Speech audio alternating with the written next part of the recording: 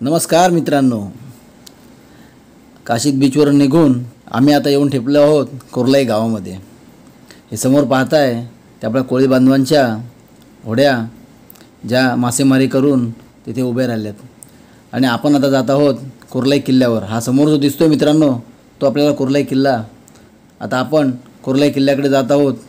तसा ऑफबीट आहे, कोणी इतकं जात नाही, पण आपण जाऊन त्याच्याबद्दल माहिती घेऊया। चला तर मग।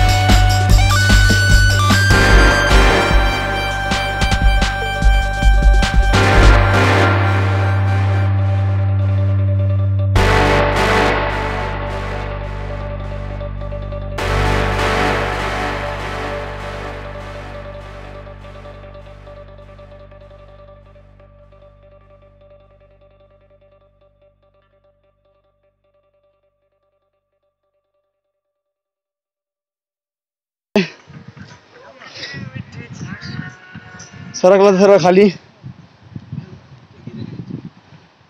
त्यामुळे जरा थोडं काळजीपूर्वक यायला लागते। आ जाओ भैया, केरला जाते ना मंदिर 10 किलोमीटर ऐसा चलना है मेरे को। फायनली किल्ल्याच्या प्रवेशद्वाराशी पोहोचलेत। हा किल्ल्याचा प्रवेशद्वार आहे।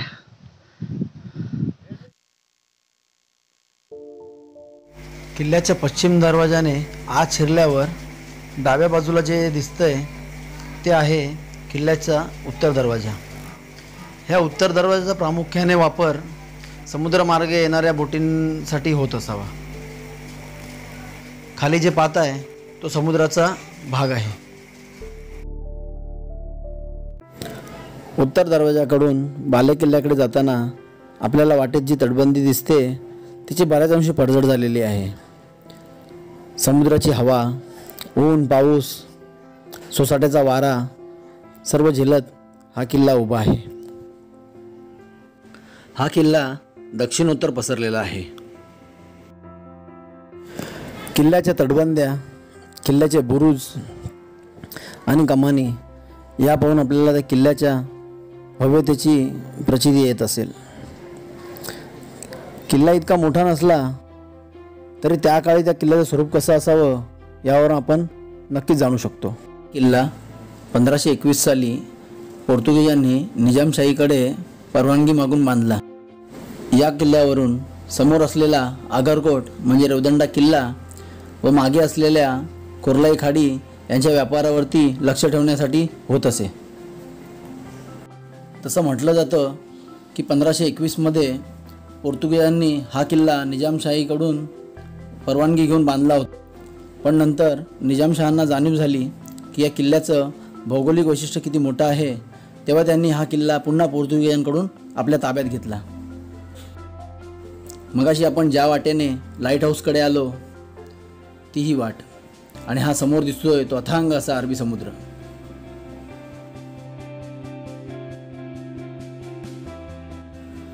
किल्ल्याच्या दर्शनी भागात जो आपल्याला समोर दिसतोय तो बुरुज, आणि त्या बुरुजावर आपल्याला बऱ्याचशा तोफा आपल्याला पाहायला मिळतात. मागे जी पाहताय ती कुंडलिका नदी आणि अरबी समुद्राचं संगम, आणि त्याच्या बाजूला आहे रेवदंडा. हा किल्ला तसा रेवदंडा मुरुड रोडवरती आहे, त्यामुळे आपण कधी प्रवास करताना या किल्ल्याला भेट देऊ शकता. तसं म्हटलं जातं पेशवाईच्या काळामध्ये चिमाजी अप्पांनी सुद्धा या किल्ल्यावरती ताबा मिळवला होता. हा किल्ला फिरताना बऱ्याच ठिकाणी आपल्याला पुरातत्व खात्याकडून डागडुजी केलेली दिसते. मित्रांनो, आपण जितके किल्ले पाहतो त्या प्रत्येक किल्ल्याची अशी दयनीय अवस्था आहे. कुठेतरी असं सार्थ अपेक्षा आमची की पुरातत्व खात्याकडून अशा प्रत्येक किल्ल्याची डागडुजी होणं गरजेचं आहे. इथून आत शिरल्यावर मनाला थोडं बरं वाटलं, कारण काटेरी झुडपांची जागा शोभिवंत फुलझाडांनी घेतली होती. आजूबाजूला बरीच झाडं लावण्यात आली होती आणि काटेरी झुडपं खूप कमी प्रमाणात दिसत होती. पुढे आल्यानंतर पहिलंच लागतं ते महादेवाचं मंदिर. तसा हा किल्ला बऱ्याच अंशी पोर्तुगीजांच्या अधिपत्याखाली होता, त्यामुळे या मंदिराचं बांधकाम कधी केलं आहे याचा कुठे उल्लेख आढळत नाही.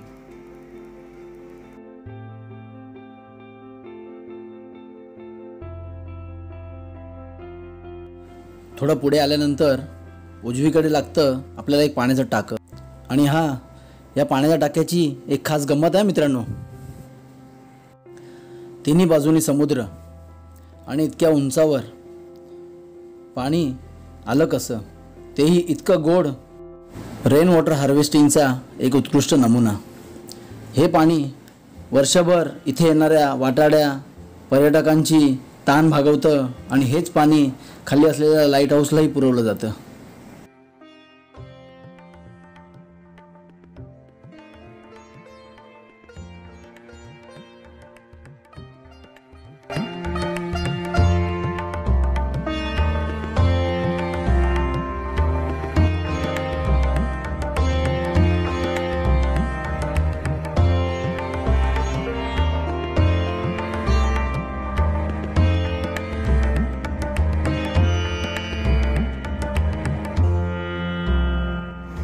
इथून जात आहोत पुढे बुरुजाकडे.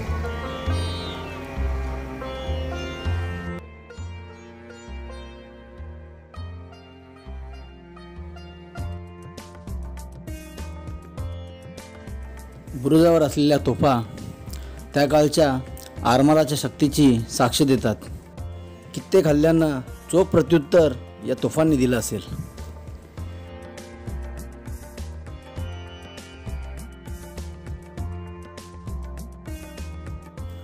खाली जो पाहत आहात तो पूर्वेकडच्या दरवाजाचा भाग आहे. ही वाट दक्षिणेकडून म्हणजे गावातून येते.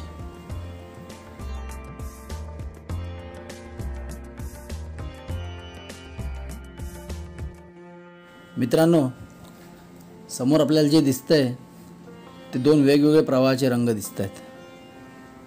ही कुठली जादू नसून इथे समुद्र आणि कुंडलिका खाडी यांचा संगम होतोय आणि तो प्रवाह आपल्याला वेगवेगळ्या रंगांमध्ये दिसतोय.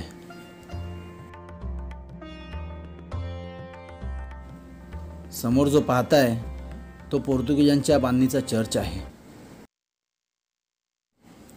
हा बुरुज निजामशाही व पोर्तुगीज यांच्या बांधणीतलं वेगळेपण दर्शवतो.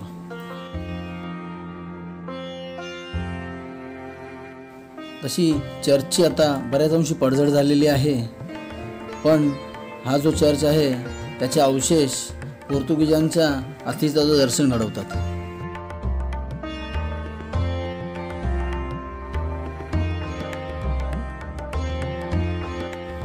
तिथे किल्ल्यावरती आम्हाला हे संदेशदादा भेटले. हे त्या किल्ल्यावरती जी आपण बाग पाहिली, जी झाडं लावलेली आहेत त्यांचं संगोपन करतात, संवर्धन करतात, तशी किल्ल्याची देखरेखही करतात.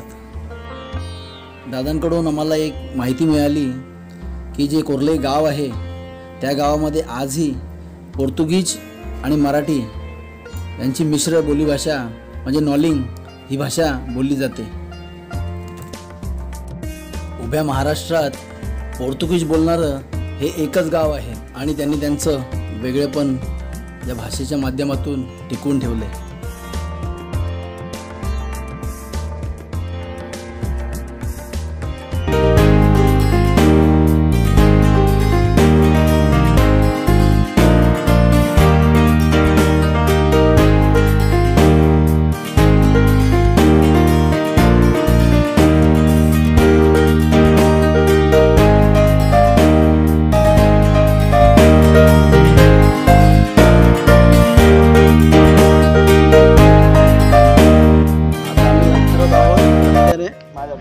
खाली किल्ला आता उतरत आहोत इथून खाली. थोडा जरा इथे हा एक तटबंदीचा भाग आहे, त्या भागापासून आपण आता हे करू. आता मगाशी येताना आम्ही तिथून सरळ चढण आलो होतो. इथून पायऱ्या आहेत छोट्या, त्या पायऱ्या उतरून आम्ही आता जात आहोत खाली. हा खाली लाईट हाऊस आहे. लाईट हाऊसच्या साईडने आम्ही जात आहोत. इथे शिड्या आहेत उतरायसाठी चांगले. किल्ला खूप छान आहे आणि भेट देण्याजोगा आहे. जर कदाचित कधी तुम्ही काशीद, मुरुड, रेवदंडा, नागाव या बीचकडे कधी जर तुम्ही आलात तर तुम्ही या किल्ल्याला नक्कीच भेट द्या. खूप छान किल्ला आहे. रास्ता भूल गए, रास्ता अटक गए, आने के टाइम में पूरा वाट लग गया है. पडलो म्हणजे तिथं मी डायरेक्ट त्याला वाटलं सरळ रोड आहे. अशा प्रकारे कोर्लाई किल्ला सर करून आम्ही पुन्हा आमच्या बेसकडे आलो आहोत. खाली उतरलो आहोत. आता